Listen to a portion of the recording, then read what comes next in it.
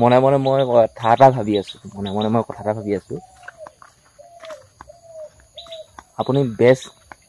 নিশ্চয় চিনি পায় ন আমাৰ অসমীয়া থলুৱা ভাষাত আমি বেজ বুলিয়ে কওঁ যেনেকৈ হাকিম নে কি বুলি কয় সেই তেখেতলোকৰ ওচৰত নানান ধৰণৰ বস্তু থাকে আপুনি মানে যি এনেকুৱা ধৰণৰ বস্তু থাকে আপুনি দেখিলে ঘিণ কৰিব কালি মই এজেগালৈ গৈছিলোঁ আৰু মোক দেখুৱাইছে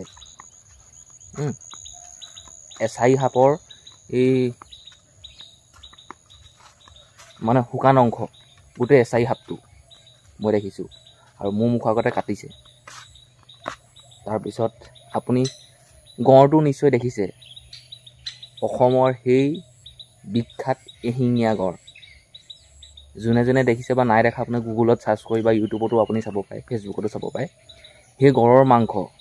মই চুই নাচালোঁ কিন্তু মই মোৰ পৰা কিমান 2 ফুট আঁতৰৰ পৰা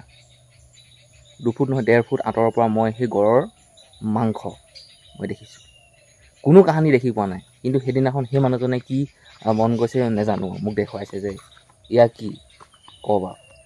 মই চাই চিতি কৈছোঁ যে ইয়াৰ গছৰ ছাল হ'ব নহ'লে কিবা মাংস হ'ব সঁচাকৈ দেই আৰু যে কি বহুত কিবা কিবি কৈছে আমুকটো লাগে তামুকটো লাগে তেতিয়াহে আমি যি কৰিব বিচাৰোঁ মানুহে যি সহায় বিচাৰি আহে যে আমুকটো হৈছে তামুকটো হৈছে তেতিয়া বেজনে ক'ব ন যে তেতিয়াহ'লে আপুনি তাবিজ এটা ল'ব লাগিব তেতিয়া সেই কামটো আপোনাৰ হ'ব আৰু সেই তাবিজ এটা দিবলৈ হ'লে সেই বিপদটোত বা সেই সমস্যাটো যিটো হৈছে মানুহজনৰ সেই বস্তুখিনি আচলতে লাগিব বহুত কিবা কিবি লাগে কোলা মেকুৰী জল ছটা মই ধৰক আপোনালোকক কথাটো কৈছোঁ আৰু কোনটো বেমাৰত বা কি ক্ষেত্ৰত কি লাগে এইটো নাজানো ধৰক আপোনাৰ বান্দৰৰ হাড় দি শগুনৰ হাড় বাঘৰ দাড়ি নখ যিয়ে নহওক তেজ বা তেল নানান ধৰণৰ মানে আপুনি ক'ব নোৱাৰে এই কাউৰী যে আমাৰ গাঁৱত যিবিলাক কাউৰী ৰাতিপুৱা যে চিঞৰি যে কাকে সেই কাউৰীৰ হাড় দি নানান ধৰণৰ বস্তু লাগে শিয়ালৰ বন মানুহ বুলি কয় যে সেই বন মানুহৰ কিবা তেজ লাগে হাড় দি লাগে এইবিলাক নানান ধৰণৰ আৰুনো কি ক'ম মই যদুমণি গগৈ স্বাগতম জনাইছোঁ আজিৰ দিনটোৰ ভিতৰলৈ এই ৰাতিপুৱা আহি থাকোঁতে মানে এইখিনি কথাকে ভাবি আছোঁ আচৰিত নহয় বেজবিলাকৰ কিমান কি থাকে ন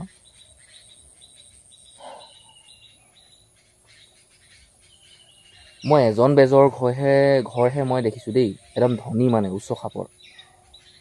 গাড়ী মটৰ ঘৰ দুৱাৰ একদম পূৰা নদন বদন কিন্তু বাকীবিলাক মই বেজৰ ঘৰবিলাক দেখিছোঁ একদম কিবা লোকে আমাৰ যেনেকুৱা নহয় আমাৰ নিচিনা একদম সাধাৰণ মানে কোনোমতে খাই বৈ আছেহে আৰু কোনোমতে কোনোবা মই এতিয়া গ'লোঁ যেনিবা মোক বোলে এনেকুৱা এটা সমস্যা হৈছে মোক এইটো কামটো কৰি দিয়কচোন তেতিয়া বোলে মোক পইচা দিবান কৰিলে বোলে এই কামটো মই কৰি দিম মোক পইচা 1500 2000 3000 বা 5000 টকা লাগিব সেইটো 5000টো পালে সেই কামটো কৰি দিলে সেইকেইদিন খালে ধুনীয়াকৈ আকৌ নাইকিয়া হ'বগৈ লাহেকৈ সেই আমাৰ নিচিনা যেনিবা তো মই বেজবিলাকৰ ঘৰো মানে ভাল দেখা নাই সিহঁতি ইমান ধুনীয়াকৈ কামবিলাক কৰি দিয়ে আচলতে সিহঁতি হাও লয় নে আশীৰ্বাদহে লয় আশীৰ্বাদ ল'লেতো ঘৰখন উন্নতি হ'ব হাও ল'লেহে ঘৰখন দবি যাব তাকে মই ভাবি পোৱা নাই বাৰু লোকৰ কথানো কি কৰিম মই বাগানলৈ ওলাইছোঁ কাম কৰিম বুলি চোলা পিন্ধি এইফালে পানী জাৰটো লৈছোঁ ৰাতিপুৱাই এতিয়া সময় ৰ'ব 5টা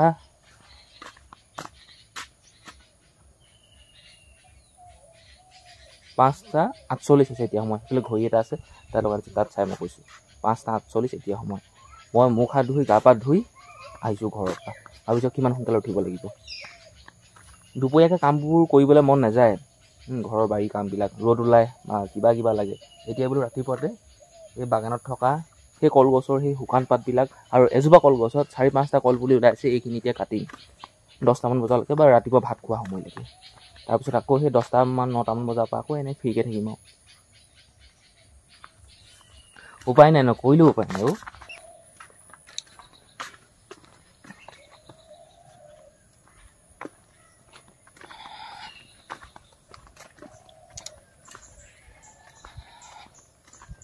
কি হৈছে নাজানো আৰু দেই কাম কৰিবলৈ ওলাই আহিলোঁ কাম কৰিবলৈ ওলাই আহিছোঁ কিন্তু চোলা পেণ্ট পিন্ধোতে বহুত দেৰি লাগিছে মানে পিন্ধিবই মন যোৱা নাই মোবাইলটো উলিয়াই লৈছোঁ, মোবাইলটোহে চাই আছোঁ।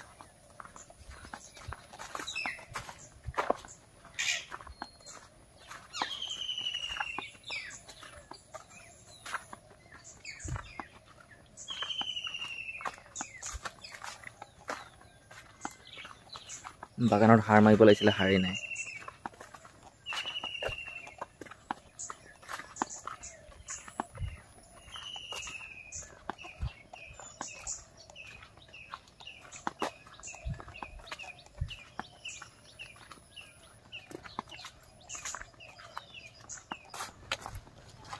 ঘৰলৈ বুলি কল এটুকা লৈ লৈছোঁ। এটুকা ভাগি সেই গছৰ তলতে বহি আছিলে।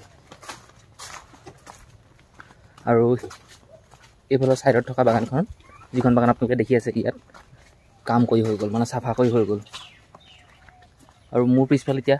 মোৰ ছাইডত, সোঁ ছাইডে যিখন বাগান দেখিছে নহয়, ইয়াত আছে। পিছফালে আছে জোঁৱাই। এতিয়া আমাৰ বাগানত পাত ছিঙিছিলে, ই পইচা কেইটকামান বিচাৰিছিলে, মই ঘৰলৈ গৈ দিওঁগৈ।